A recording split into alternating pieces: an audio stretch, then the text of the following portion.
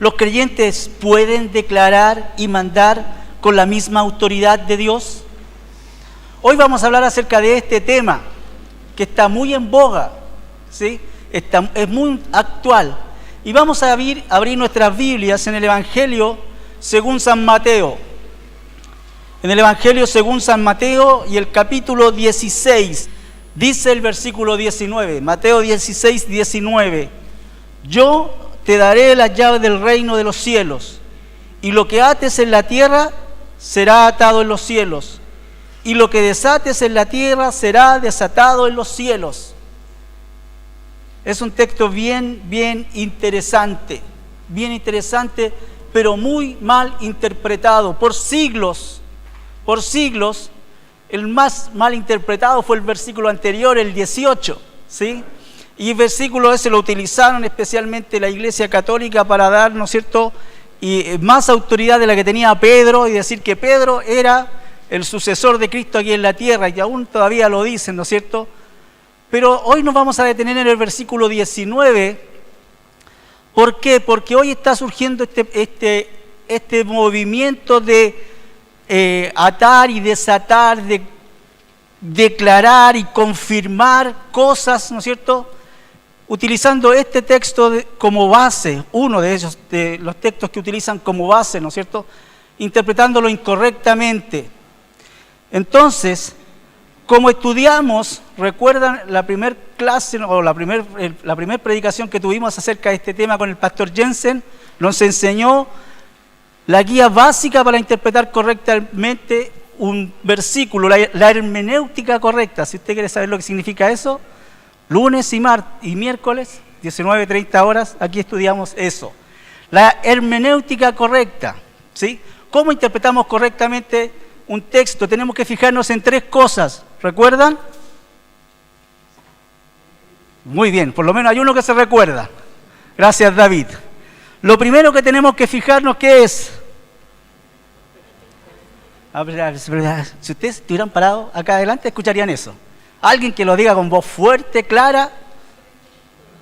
El contexto histórico, el contexto en que fue dicho o que fueron dichas estas palabras. Muy bien. Lo segundo es el contexto literario, qué es lo que dice la palabra realmente, la gramática del texto. Y finalmente, interpretar el texto, ¿sí? El contexto histórico, la gramática del texto, y ahí recién podemos interpretar el texto de la forma correcta. Así que siguiendo esa línea de pensamiento, siguiendo ese orden, lo primero que tenemos que ver, ¿no es cierto?, es el contexto del pasaje. Estamos en la tierra de Israel, en el tiempo de Jesús, y les voy a invitar a retroceder solo algunos versículos, hasta ahí, hasta el capítulo 15. Podríamos, si queremos fijar bien el contexto, tenemos que ir hasta el capítulo 1 del Evangelio de Mateo, pero no lo vamos a hacer. Devolvámonos hasta el versículo 15, capítulo 15 y el versículo 21. Fíjense que es lo que dice el versículo ahí, el versículo 21 dice: saliendo Jesús de allí donde el Señor Jesucristo estaba en lo que se denomina su ministerio en Galilea, ¿sí? Ahí alrededor del mar de Galilea, el puntito azul arriba, ¿sí? Ese es el mar de Galilea, ahí dice, ¿no es cierto? El Señor Jesucristo estaba haciendo su ministerio ahí alrededor de él. Y dice, y saliendo de allí, se retiró a la región de Tiro y de Sidón. Fíjense, junto al mar, arriba, bien arriba, en el mapa, ahí está Sidón y Tiro. Muy bien, gracias, Juan Carlos. Ahí está Sidón y Tiro, la región de Fenicia. Dice la Escritura que allí el Señor Jesucristo tuvo un encuentro bien interesante. Después ustedes lo pueden leer, yo se lo voy a ir resumiendo nomás, ¿sí? Tuvo un encuentro con una mujer, la Biblia la llama la mujer cananea, ¿cierto?, de la región ahí, de Canaán. Dice que esta mujer llegó a los pies de Jesús, gritando atrás de él: Jesús, hijo de David, Jesús, hijo de David. Y Jesús la ignoró, al punto que los discípulos estuvieron medio incómodos y fueron ante Jesús y dijeron: Señor, atiende a esta mujer que ya viene gritando atrás de nosotros. ¿Y qué es lo que quería esta mujer? Que Jesús sanara a su hija que tenía un demonio. Y Jesús se sorprendió de la fe de esta mujer. Después de una conversación bien interesante con esta mujer, usted puede leerlo después, ahí para que se entretenga el domingo después de su siesta, porque yo sé que la siesta es sagrada, ¿cierto? Puede leerlo, ¿sí? El Señor Jesucristo tiene esta conversación con esta mujer y se asombra de la fe de ella, dice la Escritura. Y dice que la exhortación para los discípulos fue esa: esta mujer tiene una fe que el Señor no había visto antes, aún en el pueblo de Israel, ¿sí? Entonces, el Señor Jesucristo hace este milagro. Fíjense, versículo 28 dice: oh mujer, grande es tu fe, grande es tu fe. Y, ¿no es cierto?, el Señor sanó a la mujer o sea, a la hija de esta mujer. Después de ese evento, la Escritura dice que Jesús bajó, fíjense, versículo 29, pasando de allí, vino junto al mar de Galilea. Posiblemente, ¿no es cierto?, en la parte norte del mar de Galilea, ahí está Capernaum. Ahí es donde Jesús vino nuevamente, y dice la Escritura que se sentó allí junto al mar, y la gente empezó a venir ante él, y él empezó a hacer muchos milagros, sanar a las personas, ¿no es cierto? Y dice que la muchedumbre se maravilló y glorificó a Dios por eso. Después de allí, ¿cierto?, dice el versículo 32, la multitud era tan grande que el Señor llamó a sus discípulos y les dijo: tengo compasión de la multitud, están hace mucho tiempo acá, deben tener hambre, aliméntenlos. Y los discípulos lo miraron hacia Jesús y dijeron: ¿de qué estás hablando? La Escritura dice que eran 5.000 hombres. 5.000 hombres. No están contando a las mujeres, no están contando a los niños. Posiblemente más de 15.000 personas. Y algunos estudiosos de la Biblia dicen posiblemente hasta 20.000 personas. Y Jesús les dice a los discípulos: aliméntenlos. Están locos, sí. Tenemos apenas unos poquitos peces y unos pancitos, ¿qué vamos a hacer? Y el Señor mandó, ¿no es cierto?, a la multitud a sentarse y los alimentó a cada uno de ellos. Fíjense, versículo 38, y los que comieron eran 4.000 hombres, sin contar las mujeres y los niños. Antes, unos capítulos antes, el 14 creo que es donde alimenta a 5.000. Ya lo habían visto este milagro, aún así los discípulos permanecían incrédulos, ¿sí? Pero fíjense, fueron 4.000 personas que fueron alimentadas. Y dice: después de despedir a la muchedumbre, subió a la barca y fue a la región de Magadán o Magdala. Subió, ¿no es cierto?, a la barca ahí en Capernaum y cruzó desde Capernaum a Magdala en la barca. Y ahí, ¿qué es lo que hace el Señor Jesucristo en Magdala? Dice: entonces los fariseos y los saduceos se acercaron a Jesús para ponerle a prueba. Y ahí tuvo una pequeña discusión con estos hombres, los fariseos y los saduceos, que vinieron ante él a pedirle una prueba, una señal. Ahora, ¿de qué estamos hablando? Estamos todos locos, ¿no es cierto? ¿Por qué? Fíjense, hace poquito tiempo atrás, el Señor estaba ahí en Capernaum y ¿qué hizo? ¿Alimentó a cuántas personas? 4.000. ¿Con qué? Con unos pocos peces y unos panes. Poquito antes había estado sanando personas. La gente venía a él y él los sanaba. Y a pesar de eso vienen los fariseos y los saduceos y le dicen: danos una señal. Danos una señal. Y el Señor, una vez más, ¿no es cierto? Fíjense lo que les dice, versículo 2 del capítulo 16. Él les dijo: al caer la tarde decís: hará buen tiempo, porque el cielo está rojizo, y por la mañana hoy habrá tempestad, porque el cielo está rojizo y amenazador. Sabéis discernir los aspectos del cielo, pero no podéis discernir las señales de los tiempos. Una generación perversa y adúltera busca señal, y no se te dará señal, sino la señal de Jonás. Y dejándolos, se fue. A mí me encanta esto del Señor. Me encanta esto del Señor, porque a los fariseos, a los saduceos, a los escribas, después a aquellos que supuestamente conocían las Escrituras, les dice, ¿qué tengo que enseñarles? Ustedes lo conocen, chao. Y todos lo quedan mirando, ¿no es cierto? ¿Quiénes necesitan explicaciones? Los que no saben. Si ustedes son los que saben, ¿qué tengo que enseñarles? Nada, ustedes deberían saberlo. Deberían identificarlo, son capaces de identificar el tiempo, el clima, y no ver lo que tienen frente a sus propios ojos. Pero eso es otra exhortación para otro momento, ¿sí? Fíjense, se vuelve a los discípulos y les dice, cuídense de la levadura de los fariseos. Y ahí los discípulos, siendo siempre bien especiales, ¿cierto?, se rascan la cabeza una vez más y le dicen, ¿por qué nos dice esto? ¿Será que nos olvidamos de traer el pan? Y el Señor Jesucristo les tiene que explicar, ¿no es cierto?, de qué está hablando. No está hablando de la levadura en sí, sino que está hablando de la doctrina falsa de los fariseos. Ustedes tienen que cuidarse de eso, ¿sí?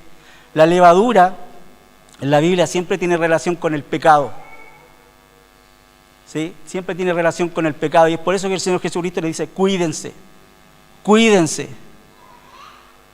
Y fíjese versículo 7, y ellos discutían entre sí diciendo, ¿lo dice porque no tomamos panes?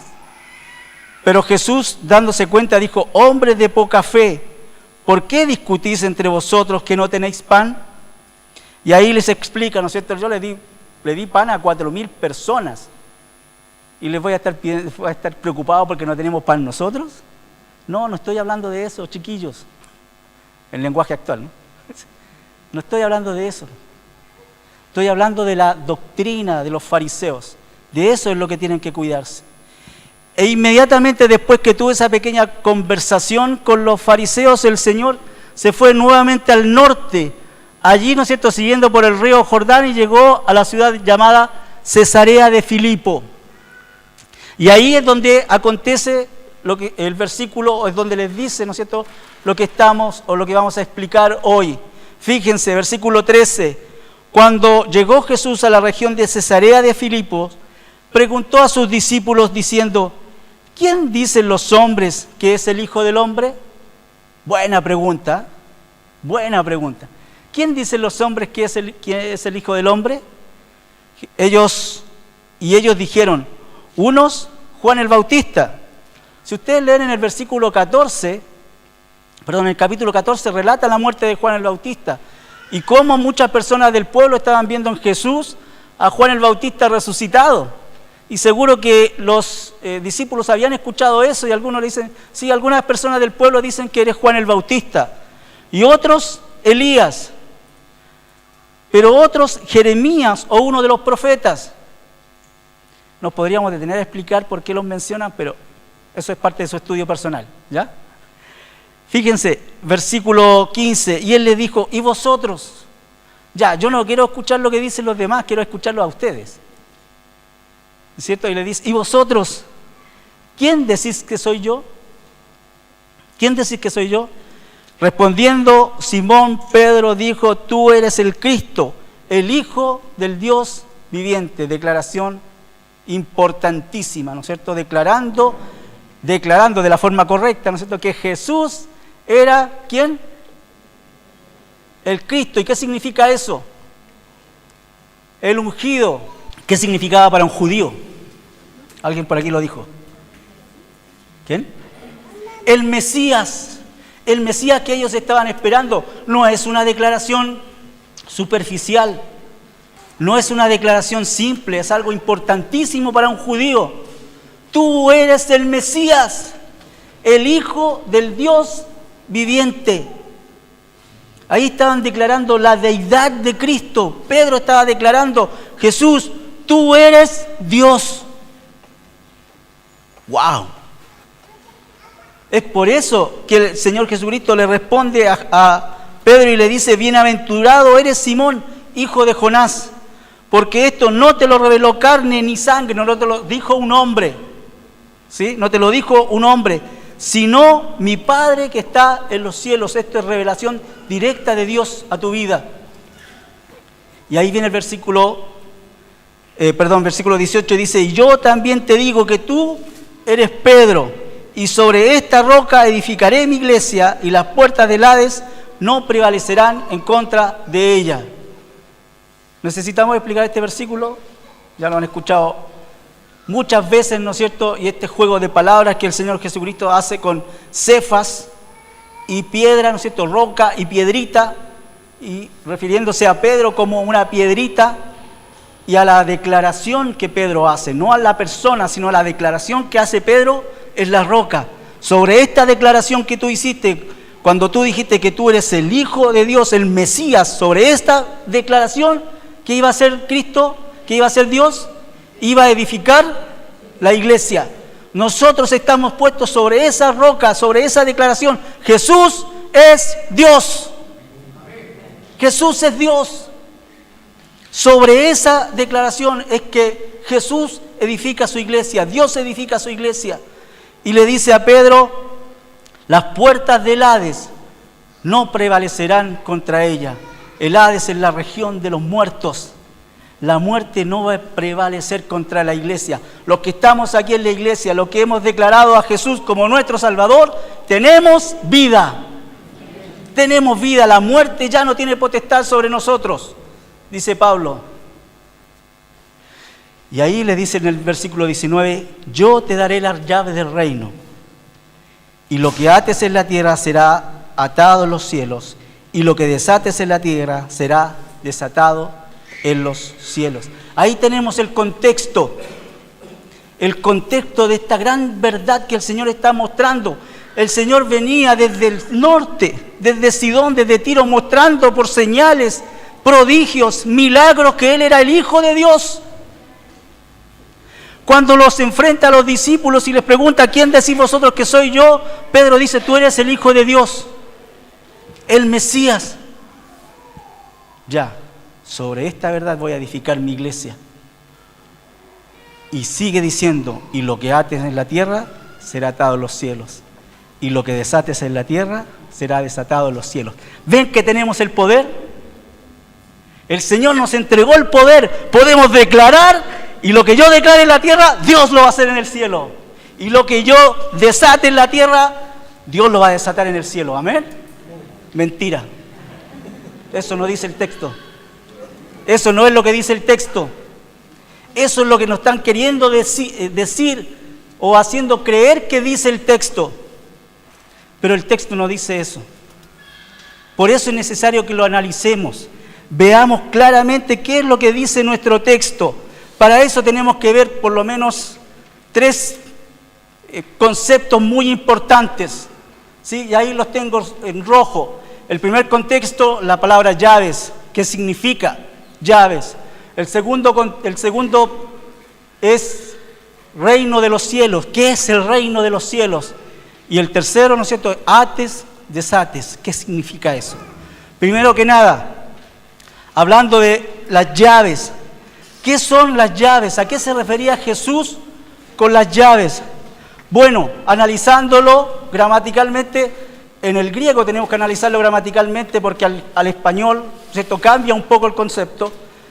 Este es un sustantivo, ¿sí? Es un sustantivo que se usa para simbolizar autoridad. Muestra la siguiente.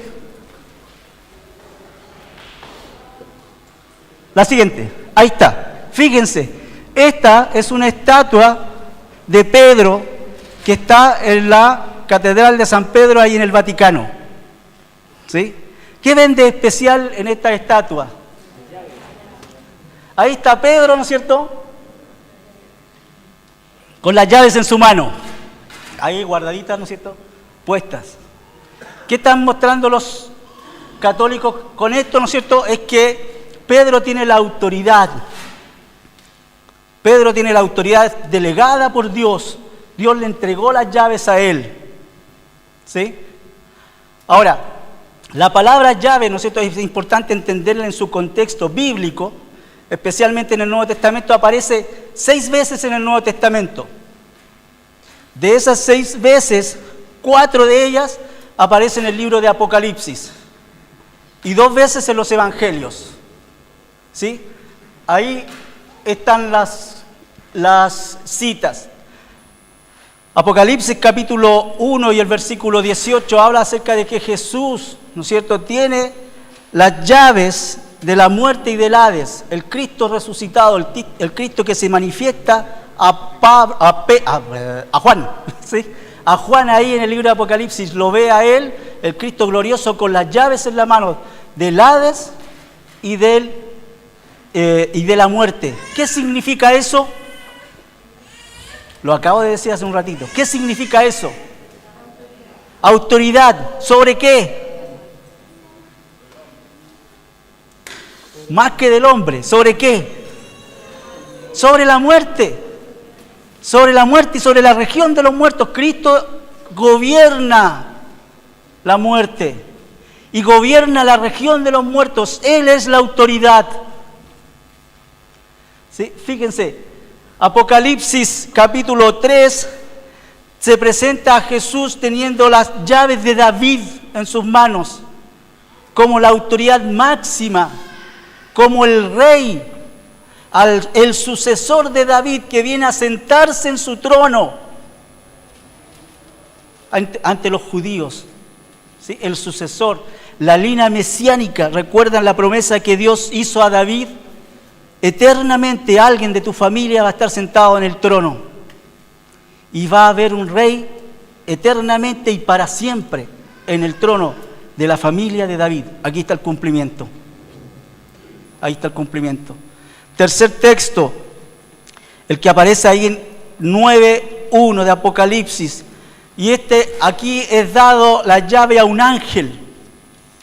A un ángel para que abra una puerta, un sello y salgan los demonios, ¿no es cierto?, en el periodo de lo que se llama la tribulación, a rondar la tierra y a tomar posesión de la tierra, de aquellos, ¿no es cierto?, que gobiernan en la tierra en ese instante, aquellos que no están inscritos en el libro de la vida.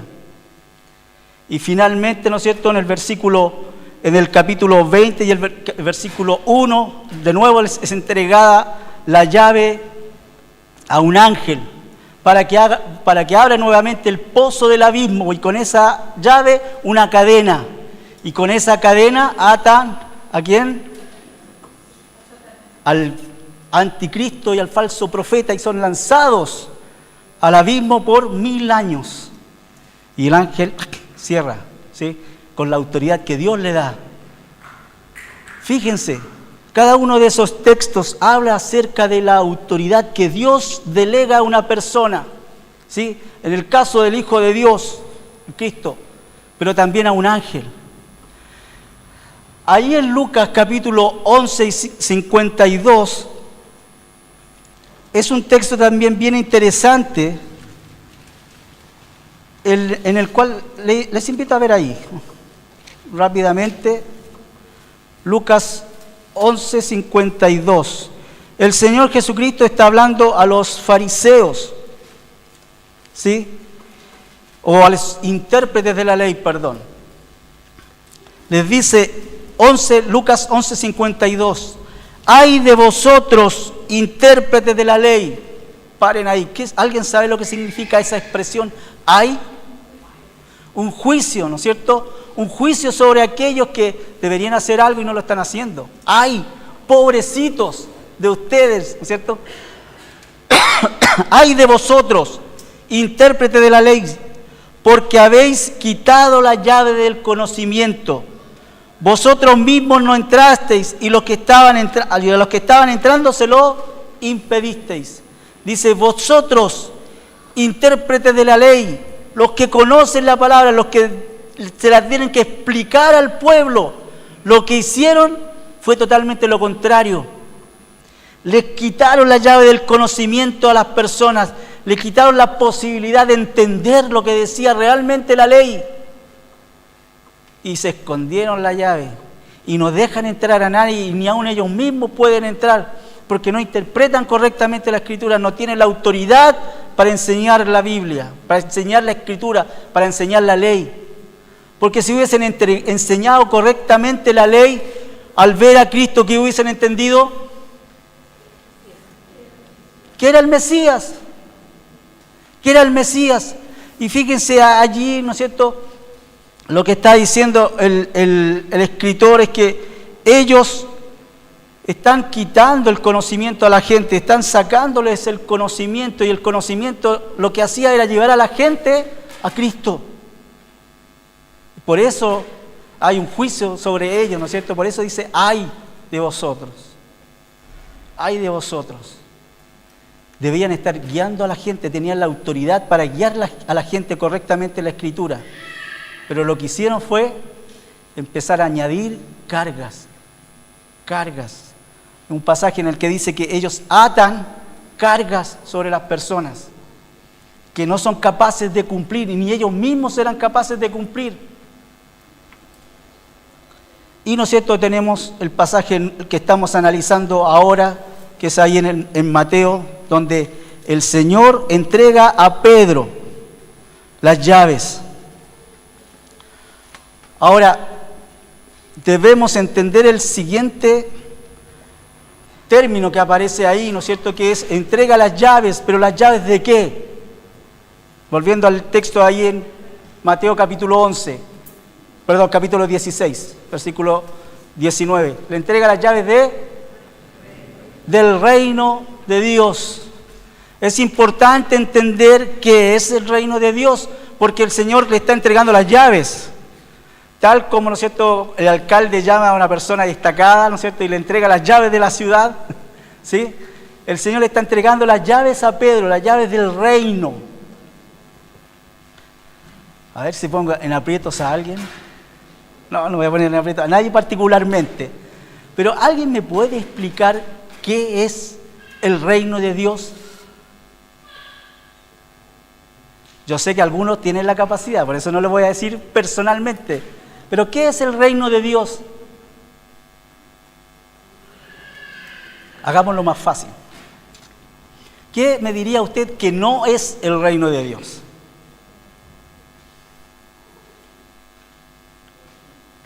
¿Perdón? Todo el mundo no es el reino de Dios. ¿Ya? Señor. Cuando el Señor dice el reino de Dios es semejante a, ¿hay alguna semejanza? ¿Tiene razón? ¿Ya? ¿Ya? Pero, ¿qué es entonces el reino de Dios?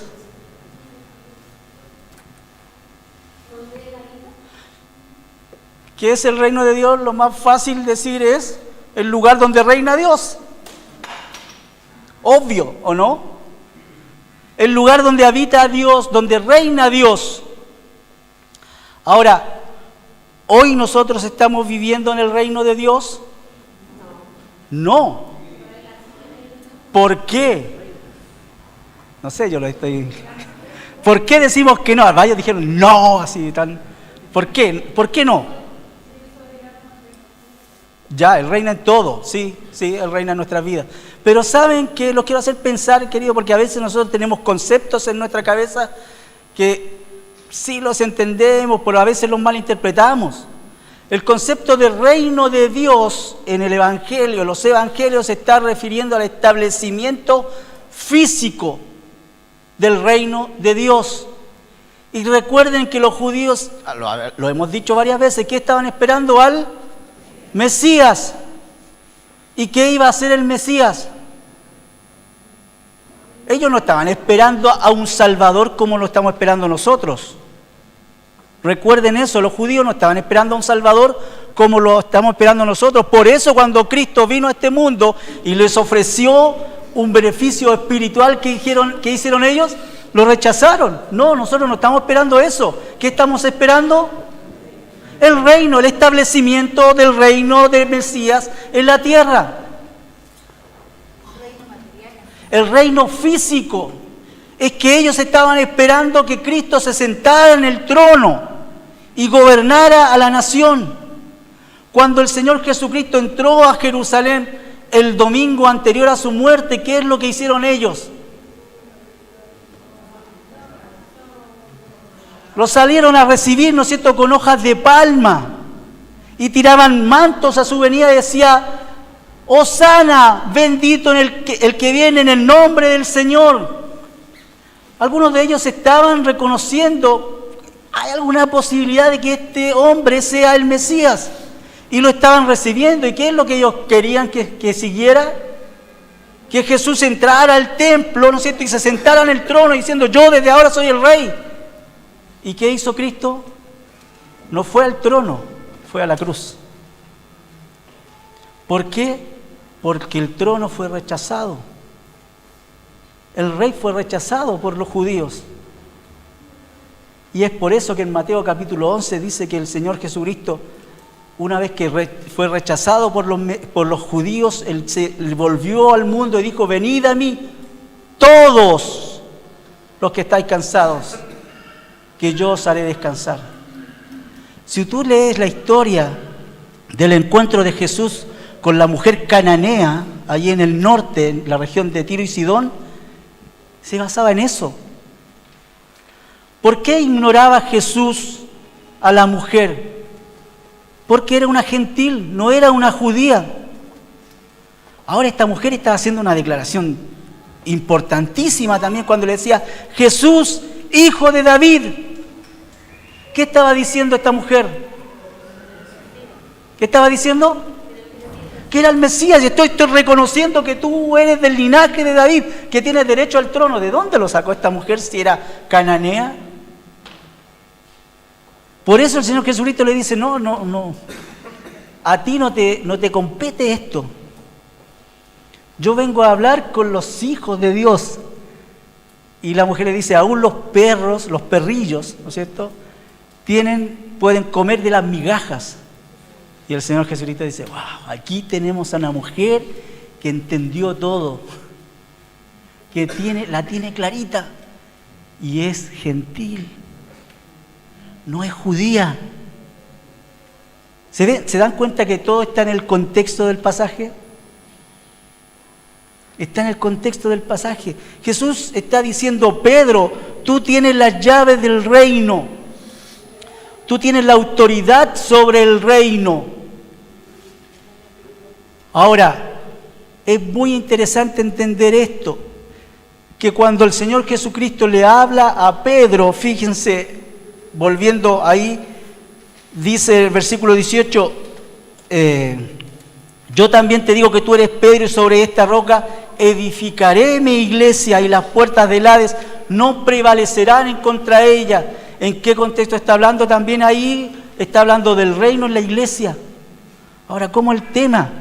¿Cómo es el tema? Es simple, el Señor Jesucristo está viendo a Pedro como un hombre fundamental para la proclamación del Evangelio. Y el Evangelio entre los judíos, ¿qué va a hacer? Establecer el reino. Porque los judíos a partir de ese momento siguen esperando al Mesías. Todavía hoy la nación de Israel sigue esperando al Mesías. Todavía hoy ellos siguen esperando el establecimiento del reino. ¿Y sabes cuándo es que Cristo va a establecer su reino? Cuando regrese a esta tierra. Cuando regrese y ponga sus pies sobre el monte de Sión. La Escritura dice que el monte se va a partir en dos.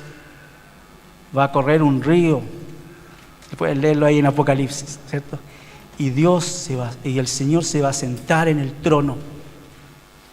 Y los judíos, dice la Escritura, van a llorar. Porque van a decir, Él era el Mesías. Y nosotros no pudimos reconocerlo. ¿Qué autoridad tenía Pedro como representante de la iglesia? Ojo, Cristo no es en este pasaje Pedro en este pasaje no es el representante de Cristo en la tierra, o no se convierte en el representante de Cristo en la tierra, es el representante de la iglesia. Y como representante de la iglesia nosotros tenemos la autoridad para salir a este mundo y proclamar el Evangelio. Y proclamar a este mundo, Cristo es el Hijo de Dios. Jesús es el Hijo de Dios, el Mesías, aquel que algún día volverá y se sentará en el trono de David y gobernará a las naciones, dice la Escritura.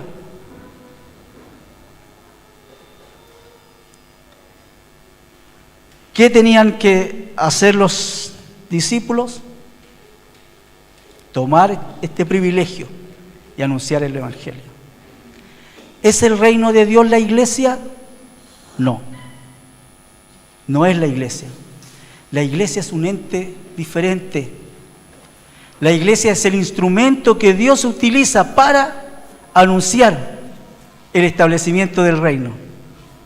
¿Cuándo? Por lo menos faltan 7 años. ¿Sí? Si quieren saber más de esto, Academia Bíblica Informa. ¿Sí? Lunes, el primer lunes de marzo y el miércoles siguiente empezamos las clases. ¿Ya? Ahí hay un profesor que enseña la materia de escatología, anótenlo por ahí. Cuando les toque, le preguntan a él, ahí lo ponen en problema. ¿Ya? Pero, queridos, vamos a hacer un pequeño resumen. Avancemos, Fanca. Un pequeño resumen, fíjense. El Señor prometió en el futuro, ¿sí?, dar a Pedro las llaves del reino de los cielos. El reino de los cielos no es la iglesia. Las llaves constituyen una figura de autoridad, ¿sí? Es autoridad. A ver, acá lo tengo, en vez de estar dándome vueltas, ¿sí? Es autoridad. Fíjense qué es lo que el Señor Jesucristo dice a los discípulos algunos capítulos más adelante, el capítulo 19 de Mateo. Capítulo 19 y el versículo 28. Dice, y Jesús les dijo, hablando a los discípulos, en verdad os digo que vosotros que me habéis seguido en la regeneración, ¿sí?, en el establecimiento del reino milenial, cuando el Hijo del Hombre se siente en el trono de su gloria, ahí está clarito, ¿cierto? Dice que os sentaréis también sobre 12 tronos para juzgar a las 12 tribus de Israel. ¿Qué le está diciendo el Señor Jesucristo? Porque los discípulos le dijeron, nosotros dejamos todo y te estamos siguiendo, ¿qué vamos a recibir? El Señor Jesucristo les dijo, van a sentarse en 12 tronos para juzgar. ¿A quién? ¿A quién? No escucho. ¿A quién? ¿A quién? A las 12 tribus de Israel. ¿Qué significa eso? ¿A quién van a juzgar? ¿A quién? Al pueblo de Israel, a la nación de Israel. Recuerden que el establecimiento del reino y la promesa del reino, ¿para quién es? Para los judíos. ¿Sí? Nosotros estamos esperando ¿qué?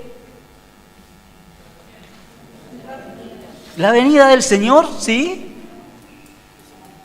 Pero el Señor cuando nos venga a buscar a nosotros nos va a depositar sus pies sobre la tierra. ¿Qué dice la Escritura? Pablo escribiendo a los tesalonicenses dice que nosotros nos reuniremos con Él, ¿dónde? En las nubes, en el cielo. Y estaremos con Él siempre. Dice, nosotros estamos esperando el arrebatamiento, la reunión con el Señor en los cielos y estaremos en la gloria con el Señor. Amén, Señor. ¿Sí? Algún día, espero que sea muy pronto, queridos. Yo quiero irme. ¿Sí? Yo quiero estar con el Señor. Pero, queridos, estas promesas son para Pedro, ¿no es cierto? Esta promesa es para Pedro. El Señor está hablando con Pedro, pero está hablando con Pedro como un representante. Está hablando con Pedro como un hombre al cual Dios le está entregando una responsabilidad. Esta responsabilidad es tener autoridad para proclamar el reino, ¿sí? Y la iglesia, nosotros, los que venimos después, tenemos esa misma autoridad. Usted tiene en sus manos una llave. Esa llave se llama Evangelio. Y es su responsabilidad salir y proclamarlo en este mundo. Proclamarlo en este mundo.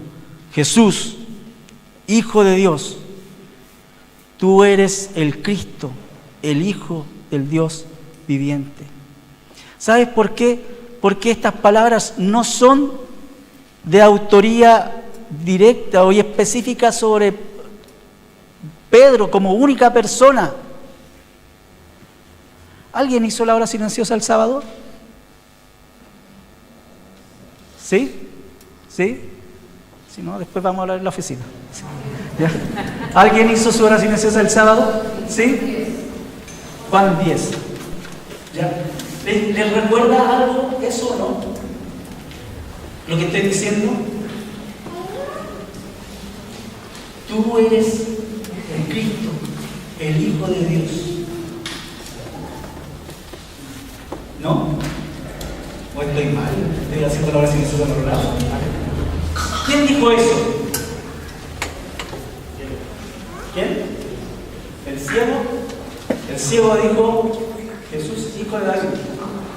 Pero en el texto, en Juan capítulo 10, ¿sí? en capítulo 10 o capítulo 11, capítulo 11, perdón. Juan capítulo 11. ¿De qué está hablando el pasaje ahí?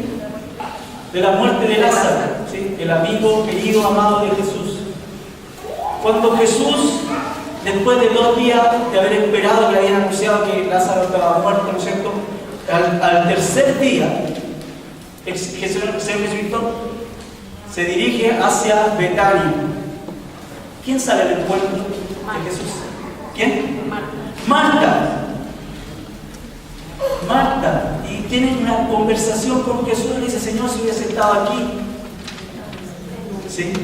Y el Señor Jesucristo le dice: yo soy la resurrección y la vida. Y ella hace esa declaración: yo lo sé, tú eres el Cristo, el Hijo de Dios. Lo dijo también Marta. Entonces estas no son una declaración específica y solamente atribuible a Pedro. Hay varias personas que dijeron eso en la Biblia. Hay varias personas que reconocen en Cristo al Mesías. Después, cuando sale María al encuentro de Jesús, ¿quién hizo la oración, sabe? No estoy diciendo más específico. Todos tienen que ir a la oficina entonces. ¿Sí? No, en la tarde, después de la siesta.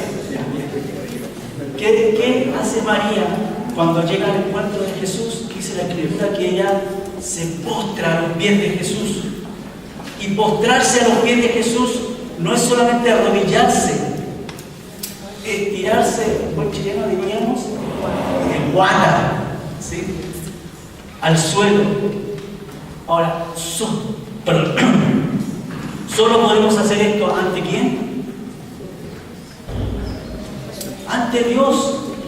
Cuando una persona se dice ante un ángel, el ángel se lo impidió, le dijo: levántate, yo soy un consiervo igual que tú, tienes que adorar a Dios. Pero Jesús le dijo eso a María. No, permitió que María lo adorara. ¿Por qué? Porque Jesús es Dios. ¿Te das cuenta que hay cosas que nosotros pasamos por alto en la Biblia, pero son verdaderas declaraciones de la deidad de Cristo? Y este pasaje lo que está haciendo es declarar que Cristo es Dios. Que Cristo es Dios. Y Dios, fíjate que interesante, porque es todo lo contrario a lo que se enseña en este pasaje. Lo que enseña, ¿no es cierto?, normalmente es que Dios está entregando la autoridad a una persona. Y no, querido, Dios no entrega su autoridad a nadie. Dios no comparte su gloria con nadie. Y este pasaje está mostrando específicamente eso. Porque el centro de este pasaje es la declaración de Pedro, no lo que dice después. Lo que viene como resultado es, ¿recuerdan, no es cierto?, en la acción y reacción, ¿sí?, esta ley de la física. Hubo una reacción, hubo una acción, Pedro dijo algo, y como consecuencia tuvo una reacción. Dios le dijo, ¿sí? Le entregó el trabajo para hacerlo. Como tú la tienes clarita, ¿cachai? ¿Cómo es la cuestión? Entonces, ahí está. Tienes la autoridad para proclamar el Evangelio. ¿Por qué? Porque tienen claro que Jesús es Dios.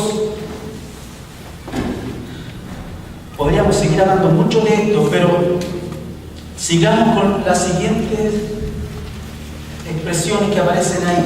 El concepto de atar y desatar. Ahora, esto es bien interesante, es bien interesante, porque en el griego, ¿sí? En la gramática griega, estos verbos se llaman, o están en un tiempo que es el futuro perifrástico. No existe en el español. Pero ¿qué quiere decir esto? Que es un verbo, ¿no es cierto? Obviamente futuro, pero haciendo énfasis en algo que ya existe, que ya es. Ejemplo, ¿cuántos de ustedes de aquí dicen que son salvos? ¿Sí? Que estarán en el cielo con el Señor. Veo todas las manos levantadas, ¿no? ¿Sí? Ahora, ¿tú eres salvo hoy? No te quiero hacer dudar, pero ¿eres salvo hoy? ¿Sí o no? Sí. ¿Y por qué si no estamos aquí en la tierra todavía? Porque la salvación se va a consumar ¿cuándo? Cuando el Señor nos lleva al cielo. ¿Y por qué yo te puedo tener esa seguridad?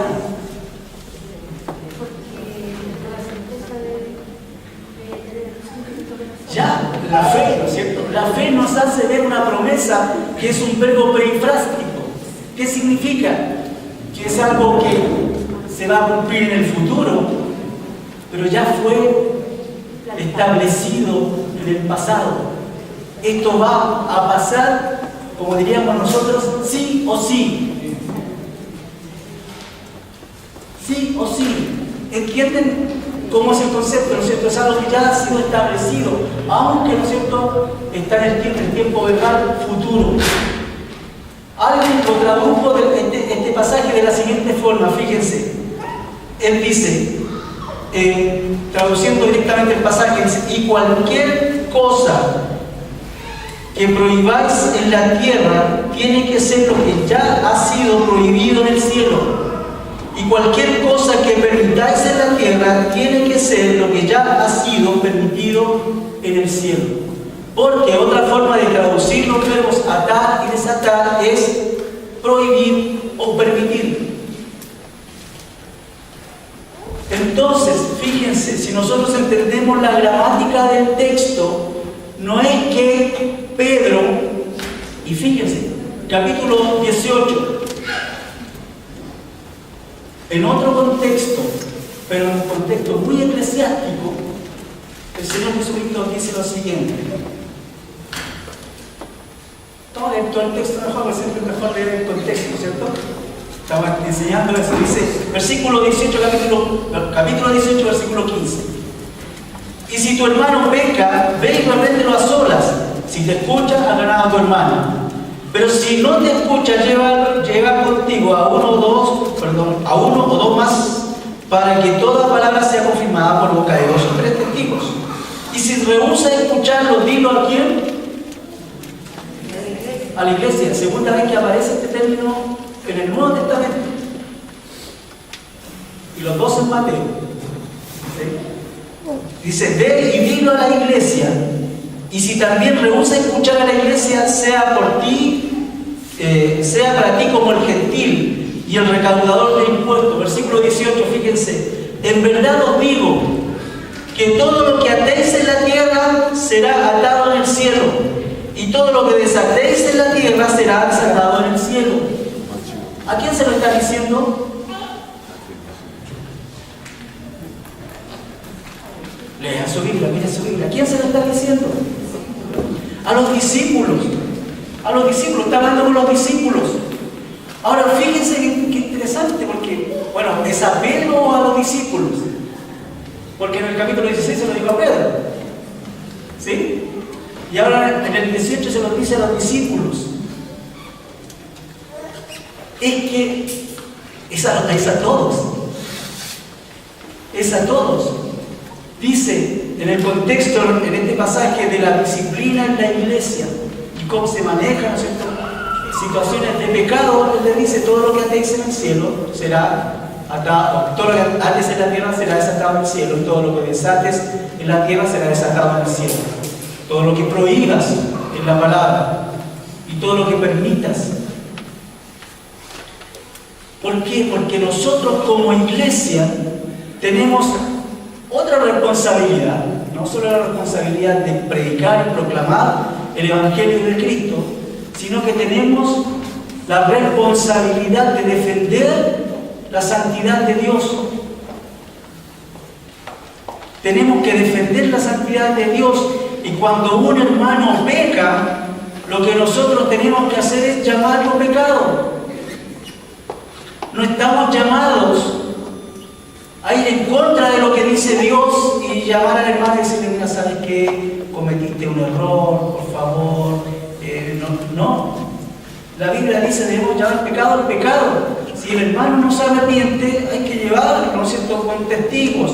Si no se arrepiente ante los testigos, hay que llevarlo hasta la iglesia. Y dice: si ustedes deciden disciplinar, esa disciplina va a ser tomada como disciplina en el cielo. Ahora, nosotros estamos atando y desatando. Recuerden el verbo perifrástico que dice: en algo que ya ha sido establecido. O sea, no estamos diciendo lo que nosotros queremos decir. No estamos diciendo lo que a nosotros nos parece o no nos parece correcto. ¿Qué estamos diciendo? Lo que ya ha sido establecido. Y aquí tenemos lo que ha sido establecido. Yo no estoy llamado, ¿no es cierto?, a mandarme las partes solo y hacer lo que yo quiera solo. Yo tengo que remitirme a lo que dice la Escritura, porque eso es lo establecido. Dios, en su soberanía, y aquí nos vamos a meter al concepto real del texto, ¿no es cierto?, en su soberanía permite las cosas, y yo no puedo hacer nada en contra de eso. Si Dios lo dice, yo lo que tengo que hacer es declararlo en este mundo. ¿Sí? Ahora, vamos a meternos en ese concepto, porque lo que queremos hacer entender es que cuando miramos este texto, lo que estamos viendo es la soberanía de Dios. Lo que estamos viendo es que Dios es quien fija los planes en este mundo. Dios es el que tiene el propósito de lo que hace, y nosotros estamos en este mundo para proclamar el propósito de Dios.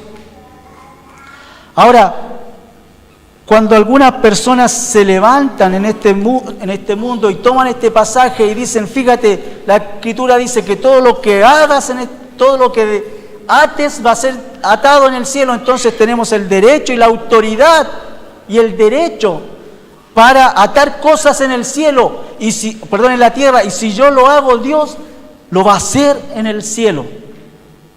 Ahora, ¿sabes qué es lo terrible de todo esto? Es que no lo dicen así.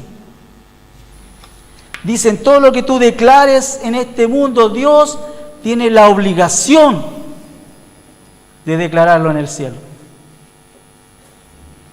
Y ahí nos metemos en casi una blasfemia. Casi una blasfemia. Porque pensamos, ¿no es cierto?, que simplemente con el hecho de declarar, de decretar cosas, Dios tiene que hacerlo. Y Dios se convierte en nuestro genio de los deseos. ¿Sí? Yo froto la lamparita y le ordeno al genio hacer cosas. Eso, querido, es una blasfemia. Eso es una blasfemia. La mala interpretación del texto nos lleva a hacer la pregunta: entonces, ¿es correcto declarar hoy? ¿Es correcto declarar cosas, dar órdenes a Dios? ¿Tengo autoridad para establecer cosas, para atar cosas y desatar cosas aquí en este mundo? Obviamente, según lo que acabamos de analizar, no tengo ninguna autoridad. tengo la autoridad delegada por Dios para proclamar el Evangelio. Pero ¿sabes qué? Este movimiento es bien interesante. Yo lo quiero hacer pensar en algunas cositas nomás rápidamente. Este movimiento, el movimiento del nuevo pensamiento, del pensamiento positivo, del Evangelio de la prosperidad, todos tienen, ¿no es cierto?, esta misma raíz, ¿sí?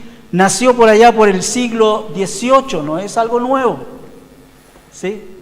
Un hombre, un sueco llamado Emanuel Swedenborg, ¿ya? Algo así. Él, ¿no es cierto?, allá por ese tiempo empezó a establecer una doctrina, ¿no es cierto?, que se llamaba la mente sanadora. Y él decía que él podía hablar con el apóstol Pablo, con Martín Lutero y aún a veces hasta con Moisés. Y él decía que nosotros con la mente podíamos formar o dictar cosas materiales con nuestra mente. Ahora, este es un hombre que no era cristiano, que no era para nada cristiano, no era un hijo de Dios, pero empezó a formar este pensamiento que después fue tomado por un hombre llamado Phineas Quimby en Estados Unidos. Y Phineas Quimby fue el padre, o es el padre reconocido de lo que es el nuevo pensamiento. Y este hombre decía que lo que alguien cree es realidad, incluyendo las enfermedades. Solo necesitas creerlo. Solo tienes que creerlo. Y si lo crees, se hace realidad. ¿Sí? Este hombre fue sí, quien tomó ideas del cristianismo y las introdujo en su pensamiento. ¿Sí? Phineas Quimby fue un hombre que, ¿no es cierto?, empezó a trabajar en este concepto que más adelante, a fines del año 1800, ¿no es cierto?, 1890 y tantos, fue tomado por un hombre llamado Ralph Trini. Y él escribió un libro que se llamaba El Nuevo Pensamiento. Y él afirmaba que con la mente y con las palabras las cosas no ocurrían, que las razones de las enfermedades de las personas eran porque hablaban o pensaban sobre ellas. Simplemente bastaba con que tú pensaras en que me siento mal, te ibas a sentir mal. ¿Sí? Te ibas a sentir mal.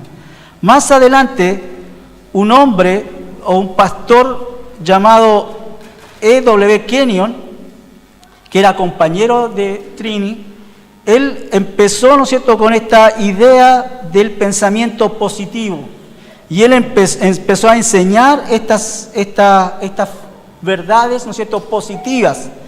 Y dos hombres se convirtieron en sus seguidores. Uno se llamaba Kenneth Hagin y otro llamado Oral Roberts. Oral Roberts es más conocido quizás por algunos de ustedes, ¿cierto? Y él fundó una universidad en Estados Unidos, la universidad que lleva su nombre, Oral Roberts. ¿Sí? Y en esta universidad es donde se enseña mucho acerca de este pensamiento positivo, de esta línea de pensamiento, ¿no es cierto? Y de ahí han salido grandes predicadores, comillas, ¿cierto?, que hablan acerca de este concepto del Evangelio de la prosperidad. Uno de los más conocidos que ha salido de esa universidad es un hombre llamado Joel Osteen. ¿Han escuchado hablar de él o no? Joel Osteen estudió en la Universidad de Oral Roberts. Y yo quiero detenerme un poquitito para hacerlos escuchar algunas aberraciones que dicen estas personas, porque es bien interesante entender, querido, qué tan lejos están de la verdad bíblica. Voy a citar algunas frases de algunos pastores, escritores, para que ustedes sepan más o menos qué es lo que piensan ellos. Yo creo que ustedes han escuchado mucho de ellos en internet, en la radio, en la televisión.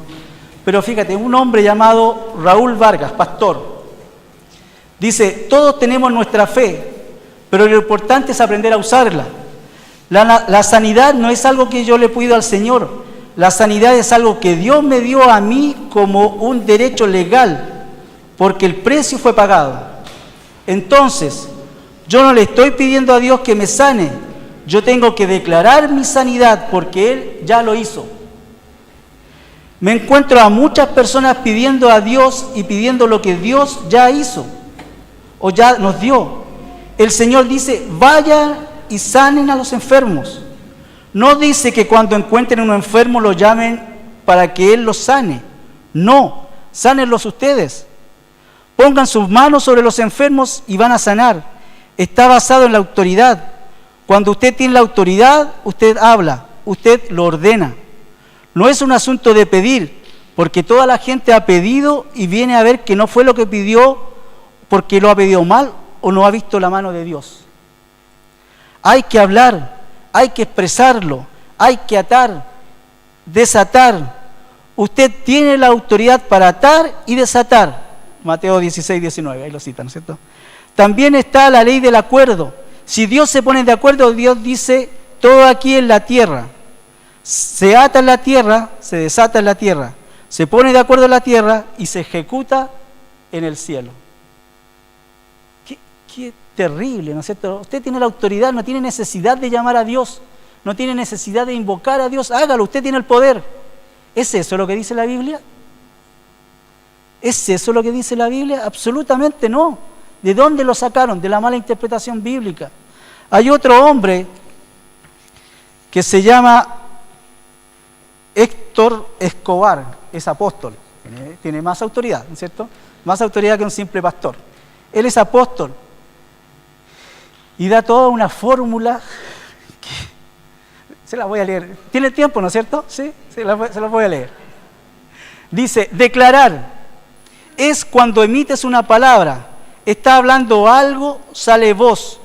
Este es el primer nivel. Pero si te quedas en este nivel, vas a declarar mucho, pero te quedarás allí. Tienes que relacionarte con los otros niveles. Podemos declarar a cada momento, claro, son valederas e importantes, pero no puedes hacer nada más si no entramos al siguiente nivel. Decreto, ese es el siguiente nivel. Es una orden real, se ejecuta una instrucción inviolable. Puede venir y declarar que echamos fuera a los demonios, pero ¿se te va a sujetar? Cuando no has decretado, los demonios se burlan de ti, porque declaramos muchas cosas, pero no estamos bajo un edicto. Ándate. Si tienes un sello, tienes una orden real. Cuando el hijo pródigo salió de su casa para perder todo, y perdió todo, cuando vuelve, ¿qué fue lo primero que le entregó? El anillo que es autoridad. ¿Qué interpretación del pasaje? Se ha decretado que la iglesia se despierta. Cuando tú estás en sujeción, entras a una casa, decretas la bendición y la bendición se hace para allá. Hay que declararlo sobre ti. Tercer nivel, establecer. Primer nivel, declarar. Segundo nivel, decretar. Tercer nivel, establecer. ¿Sí? Y es que las cosas se hacen siempre, es que las cosas se hacen. Siempre hay una batalla, nadie te va a regalar nada, lo tuyo lo tienes que pelear. Decretas que tus hijos vendrán a la iglesia, lo has declarado, pero si no lo estableces, ¿cómo vendrá? Si no estás haciendo algo, podríamos seguir citando a este hombre, pero ¿sí? Dice, la palabra de Dios crece cada día, empieza a declarar, decretar, estando bajo autoridad y establecer, muévete, hazlo ya. A moverse, chiquillos. Ya. Aquí hay una mujer escritora, que quizás ustedes la conocen, se llama Joyce Meyer. ¿Sí? Joyce Meyer dice lo siguiente: uno de los grandes privilegios que tenemos como hijos de Dios es penetrar, tocar o alcanzar ese ámbito o esfera en donde Dios llama a las cosas que no son como si fueran. La boca que cree tiene el poder dado por Dios para prosperar o para hacer la vida infructuosa. Muchos cristianos desconocen este principio, que Dios lo da en su palabra. Y al desconocerlo se está privando de muchas bendiciones, e inclusive esta fórmula puede obrar en contra nuestra cuando llamamos las cosas que no son la voluntad de Dios, sino de nuestro adversario el diablo. Es decir, si no usas tus labios para declarar y decretar bendición, salud y prosperidad para tu vida, por desconocimiento podrás estar declarando infortunio, pobreza y enfermedad. ¡Wow! ¿Sí? Lo repito. Es decir, si no usas tus labios para declarar y declarar bendición, salud y prosperidad para tu vida, por desconocimiento podrás estar decretando infortunio, pobreza y enfermedad. Finalmente, algunas palabras de Joel Osteen. Dice, nuestras palabras tienen poder creativo. Cuando declaramos algo, ya sea bueno o malo, damos vida a lo que estamos diciendo. Osteen dice que las personas no se dan cuenta que cuando hablan de ellas mismas están profetizando su futuro. Si yo profetizo mi futuro, quiero profetizar algo bueno.